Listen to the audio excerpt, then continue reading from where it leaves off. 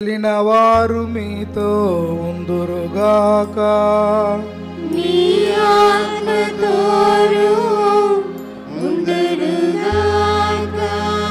పునీత మత్తయ్య గారు వ్రాసిన సువిశేషములోని భాగము. ప్రభువా, మీకు మహిమ కలుగునుగాక. పునీత మత్తయ్య గారు వ్రాసినటువంటి శుభవార్త 5వ అధ్యాయము పరిశుద్ధ వచనములు 33 నుంచి 37 వరకు.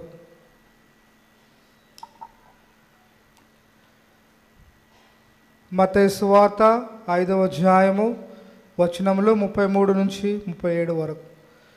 యేసు తన శిష్యులతో ఇట్లనెను, నీవు ప్రభువునకు చేసిన ప్రమాణములను భంగము చేయక నెరవేర్చవలయునని పూర్వీకులకు చెప్పబడినది మీరు విని ఉన్నారు కదా.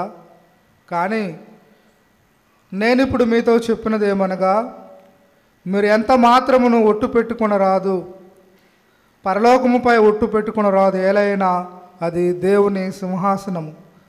భూలోకముపై ఒట్టు పెట్టుకొనరాదు, ఏలైనది ఆయన పాదపీఠం. యెరూషలేముపై ఒట్టు పెట్టుకొనకూడదు, ఏలైనది మహారాజు నగరం.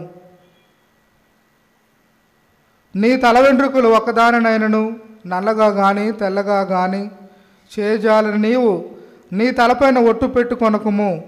మీరు చెప్పవలసినది అవును లేదా కాదు అని వానితో సరిపుచ్చవలెను. అంతకు మించిన పలుకులు దుష్టుని నుండి వచ్చినవే. ఇది క్రీస్తు సువిశేషము. క్రీస్తువా, మీకు స్తుతి కలుగునుగాక. సువార్త ప్రబోధము ద్వారా మన పాపములు పరిహరింపబడునుగాక. ఆమేన్.